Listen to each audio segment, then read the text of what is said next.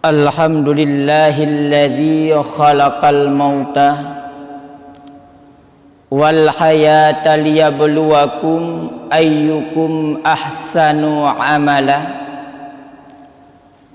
Asyhadu an la ilaha illallah wahdahu la syarikalah wa asyhadu anna sayyidana wa nabiyyina wa habibina wa syafi'ina wa dhukhrina wa maulana Muhammad.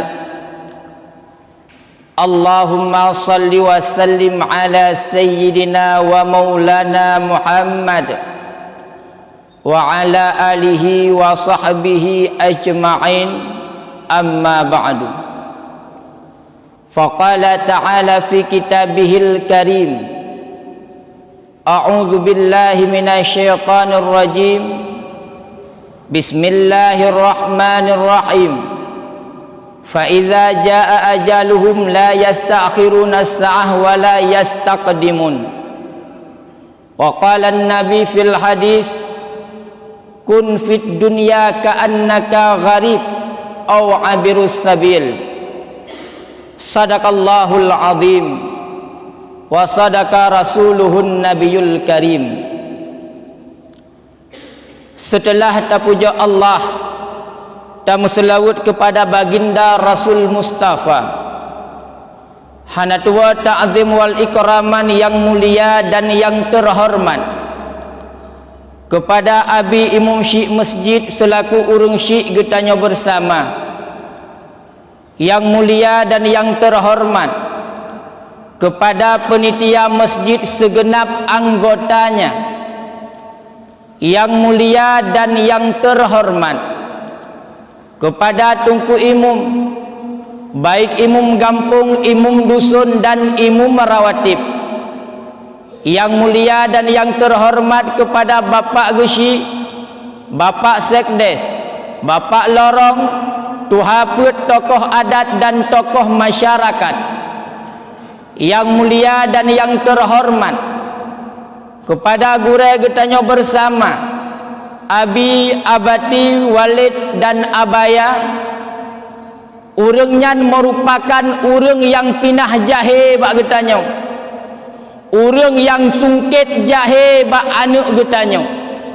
Maka urangnya bek ta caci, bek ta benci dan bek ta hina, bek bacut permasalahan, malah tame fitnah bak urang lingkah.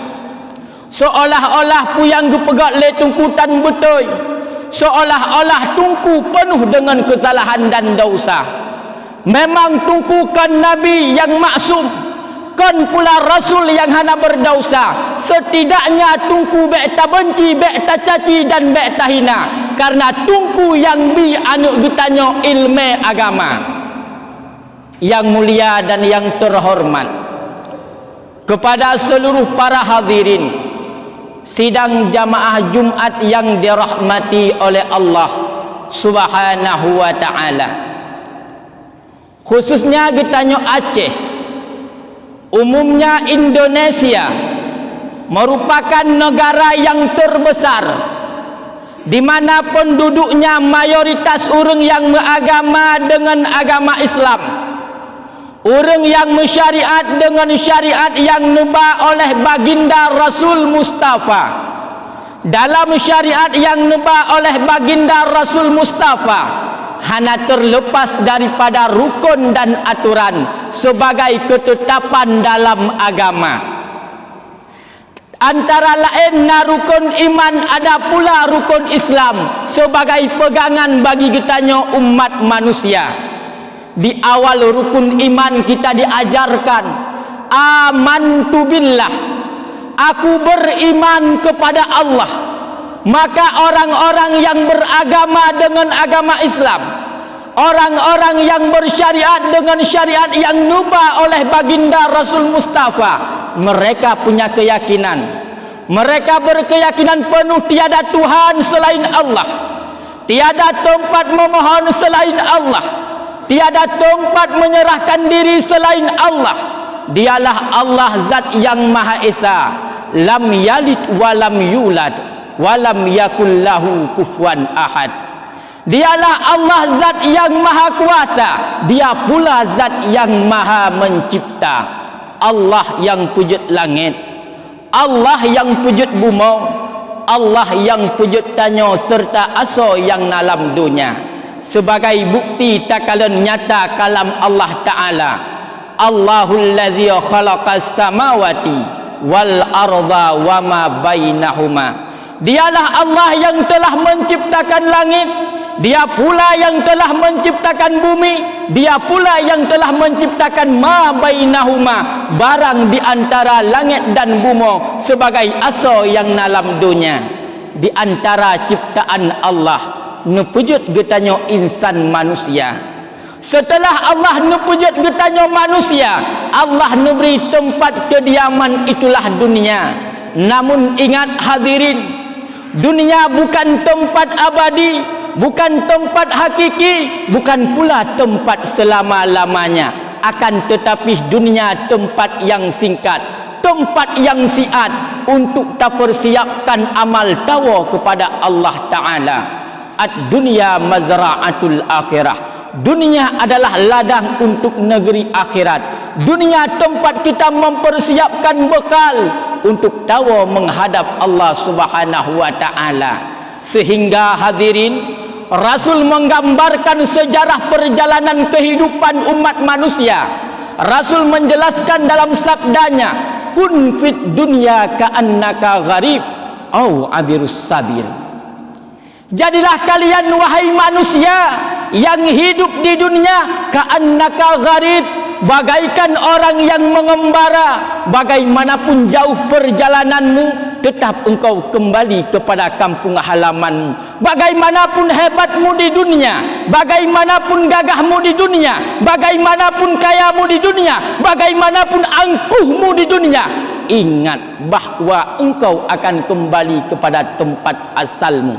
Itulah alam kubur, itulah kembali kepada Allah. Au abirus sabil, kata Rasul, atau kehidupanmu dalam dunia bagaikan orang yang melintasi satu jalan di mana ada tujuan dalam perjalanan. Maka jangan lalai dengan apa yang engkau dapatkan.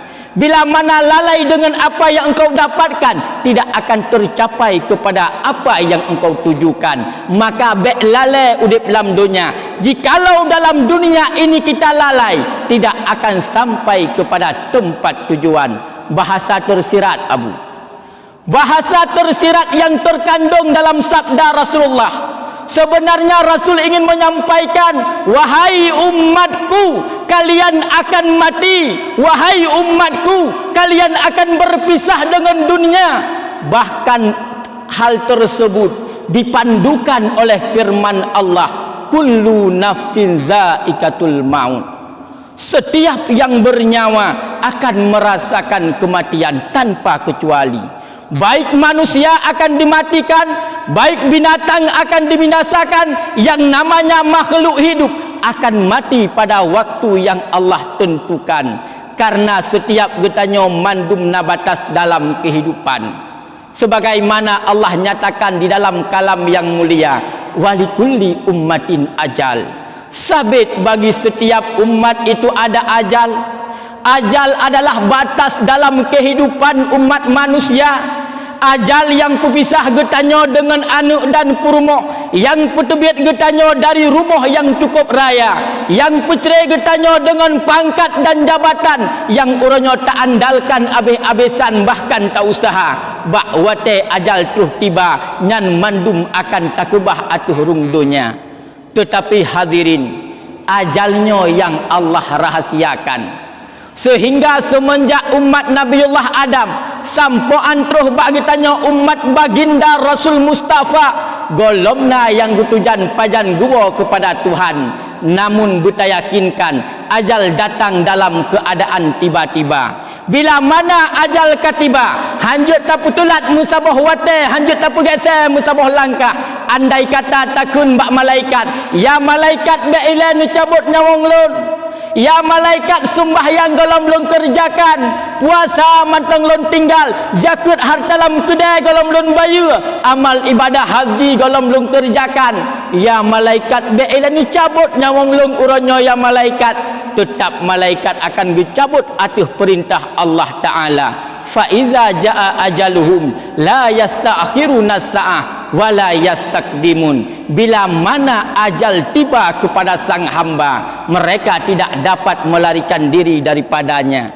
Andai kata terpeluang daripada kematian yang Allah tetapkan, andai kata talup dalam ketepung besar dalam meriga yang cukup raya, tetap getanyo akan berhadapan dengan kematian sebagaimana dipegah oleh Allah Ta'ala.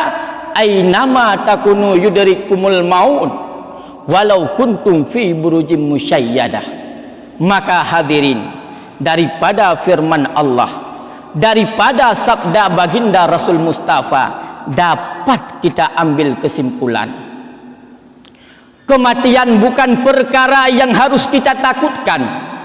Kematian bukan perkara yang harus kita lari daripadanya. Tetapi kematian yang pertama sabuh perkara yang wajib tak ingat dalam kehidupan, karena setiap manusianya mandum akan mati. Sehingga nukun leurawai haruh tau dep yakin tamate getanyo cerebre dengan alam dunia, harta kekayaan pangkat jabatan mandum tak tinggal sino di dunia. Bak wate gata tawa bak Tuhan amal kebajikan, itulah modal yang paling utama. Maka ingat kemati dan persiapkan bekal untuk mati.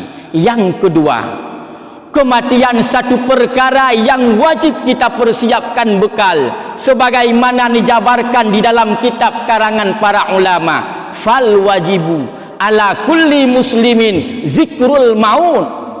Fal wajibu ala kulli muslimin isti'dadu lil maut qabla nuzuli. Wajib terhadap urang Islam, baik inang ataupun agam, isti'dadu lil maut, mempersiapkan bekal untuk mati qablan nuzuli, sebelum kematian itu datang dalam keadaan tiba-tiba. Maka hadirin sidang jamaah Jumat, talake kepada Allah beneberi hidayah ketanyo hamba, beik tak pebut amal ibadah, beik tak peglah ubenaha Allah Ta'ala, beruh tak ikut jejak iblis dan syaitan, beruh menentang dengan aturan agama. Karena bila mana uronyo tubuh temantang tuga, tenaga temantangna, roh tak ikut jejak iblis dan syaitan, hana mustahil bak wate nyawang keluar tanyo tunduk kepada iblis, makhluk celaka. Pakon lentuan pegah menan dupan uronyo makanan mantang napat tapajuh tubuh temantang tuga, tatem ikut jejak iblis dan syaitan, maka bak wate nyawang keluar, perut dalam keadaan dua, tubuh dalam keadaan gerah, terus iblis abu jime sabuh gelah ia fata morgana. Bak watenyan bila mana tak tunduk kepada iblis atuh rupa poma dan ayah, maka getanyo ruh dalam kalangan urang celaka. Dum uronyo coba nerenungkan, uronyo mantang legetnyo tak ikut jejak iblis. Wate ketika adanya pengajian malah kita tinggalkan, kita anggap hal sia-sia. Wate gepegat pengajian bulanan seolah-olah hanya penting untuk abaya. Padahal nyan kepentingan setiap umat manusia. Tak kebah amal kebajikan, tak kebah pengajian, lebih tak pilih taduk bak kedai dalam keadaan sia-sia. Bukankah itu jejak iblis? Bukankah itu jejak syaitan? Itulah jejak syaitan yang paling besar. Tubuh mentang sehat, tenaga mentang tegak, dipengaruh oleh iblis. Yakin wate-mate hani ko iblis? Tentu kita tidak yakin. Maka senantiasa lake kepada Allah, beneberi hidayah ketanyo hamba, wate tawa kepada Allah, mudah-mudahan dalam keadaan bahagia.